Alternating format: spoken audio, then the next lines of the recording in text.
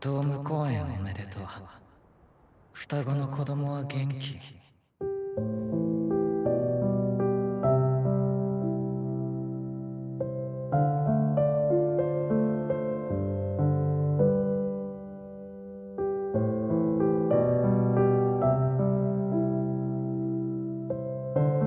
This is a homicide. Alright, picture this. The glitzy world of idols, where everyone's smiling, sparkling, and selling dreams. But behind the scenes, it's darker than your browser history at 3 a.m. Now, throw in murder, reincarnation, and more drama than a high school group chat, and you've got Oshinoko. This anime doesn't just pull you in, it drags you by the collar, slaps you with a plot twist, and leaves you questioning everything. Brace yourself, because we're diving into the chaotic brilliance of seasons 1 and 2. Actually, last 2 seasons. So, let's start with Ai Hoshino. She's 16, gorgeous, and the queen of idols, with a smile so fake it could probably shatter glass. Her motto? Lies are love. Translate! Translation, if you believe the BS long enough, it becomes real.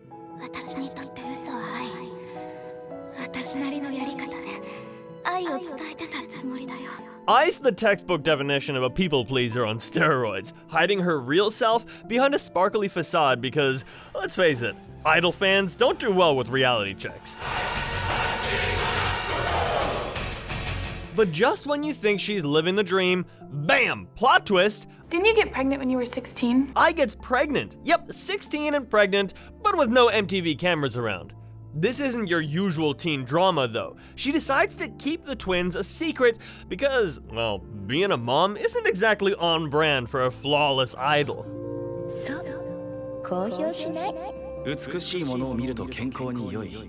Enter Goro Amamiya, a gynecologist and certified simp for Ai.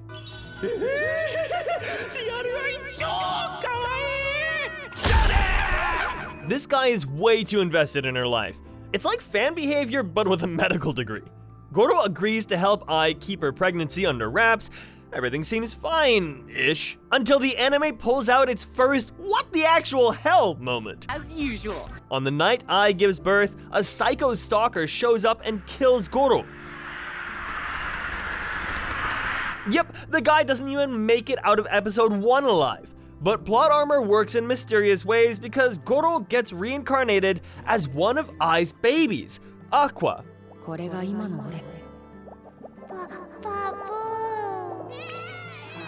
Meanwhile, Ruby, Aqua's twin sister, is also reincarnated, but she's the soul of a terminally ill patient. Complicated. This family, more complicated than a love triangle in Love Island. Ai, now a single mom with 2 secretly reincarnated kids, is out here juggling concerts, diaper changes, and the constant fear of being exposed. She's trying her best, but her life is a ticking time bomb. There's a scene where Ai admits she doesn't really know what love is, but she's trying for her kids. It's raw, it's heartbreaking, and it hits harder than stepping on a Lego barefoot. But Oshinoko doesn't let you sit in the feels for too long. Just when you're rooting for Ai, tragedy strikes. She gets murdered by the same stalker who killed Goro, manipulated by some shady figure from her past. Her death isn't just a shock, it's the catalyst that sends the story into full-on revenge mode. Aqua, now a kid with the brain of an adult and enough trauma to write a trilogy, vows to find and destroy the mastermind behind Ai's murder. Meanwhile, Ruby, blissfully unaware of Aqua's vendetta, dreams of becoming an idol like her mom. The sibling dynamic here? Mwah. No kiss. One's all doom and gloom, the other's chasing glitter and rainbows. It's a whole vibe. Yoi! Hi! Season 1 is all about setting up these parallel journeys. Aqua dives headfirst into the entertainment industry, using his smarts and charm to manipulate everyone around him like a puppet master. This kid is playing 4D chess while the rest of the cast is stuck on Candyland. One of the standout moments? Aqua joining a reality dating show. Not for love, obviously, but to gather intel on a suspect. Watching him fake romance while secretly plotting revenge is peak chaotic energy. 黒川茜が使える。ここで手放すわけにはいかない。私の名前は星野ルビー。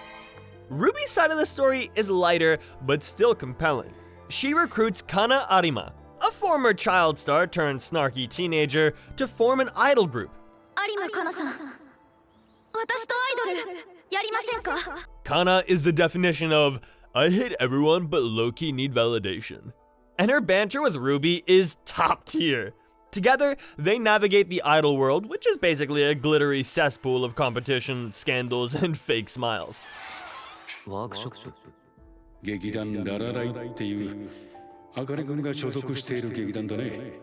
The transition to season 2 is smooth but intense. The first season ends with Aqua finding a major clue about Ai's murder, a connection to Kamiki Hikaru, a shady dude with more red flags than a toxic relationship.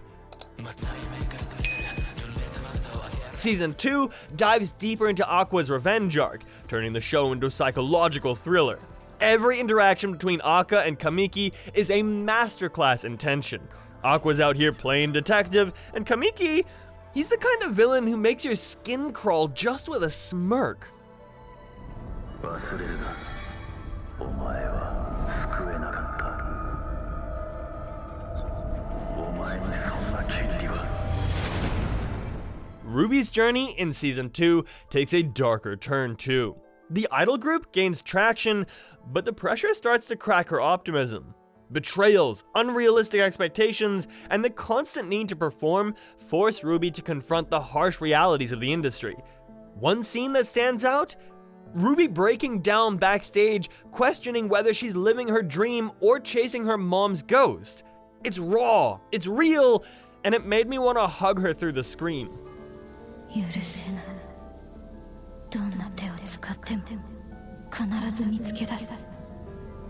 見つけ出して絶対に。 The supporting cast absolutely slays in season 2. Kana struggles with her insecurities, and she tries to balance her diva energy with being part of the team.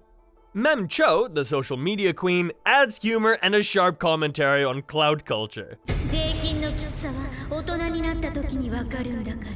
And then there's Akane, a method actress so intense she could probably win an Oscar in real life.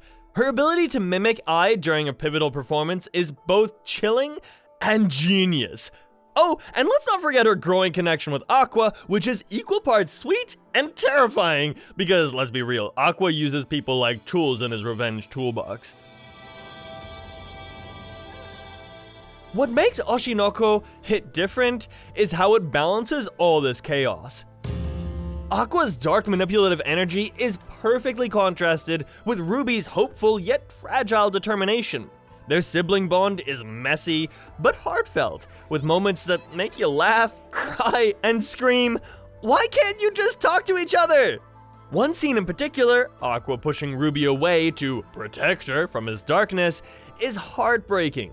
Ruby claps back with some brutal honesty, proving she's not just the sunshine sibling, she's got depth and grit too. By the end of season 2, the stakes are sky high. Aqua uncovers horrifying truths about Kamiki's connection to Ai's murder, forcing him to question if revenge is worth losing himself completely.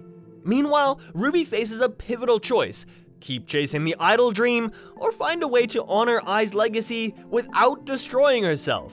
It's a crossroads for both siblings, setting the stage for what's sure to be an explosive continuation. ママと先生を殺したやつを見つけ出せますように。 Here's the thing. Oshinoko doesn't pull punches. It's a brutal look at the entertainment industry, exposing its toxic underbelly while still celebrating the resilience of those who survive it. Ai's mantra, "Lies are love," is a haunting reminder of how much idols sacrifice to maintain their image. Her story is tragic, but layered, showing the cost of living a double life. Aqua's descent into revenge-fueled madness is both fascinating and heartbreaking. He's not your typical hero. He's a walking red flag with good intentions buried under layers of trauma. Ruby, on the other hand, is the heart of the series. Her optimism and determination are inspiring, even as the world around her tries to break her. Together, they're two sides of the same coin. One consumed by the past, the other fighting for the future. The supporting cast adds depth and spice to the whole story. Kana's vulnerability, Memcho's wit, and Akane's terrifying dedication create a rich tapestry of characters that feel real and relatable. They're not just sidekicks, they're essential pieces of Aqua and Ruby's journey. So is Oshinoko worth watching? Hell yes. It's got drama, intrigue, and just the right amount of chaos to keep you hooked. If you're into shows that make you laugh, cry, and yell at your screen in equal measure, this one's a must-watch. And hey, if you like this breakdown, smash that subscribe button harder than Aqua smashes his revenge plans. Catch you next time. それを探すのがあなたの役目じゃない？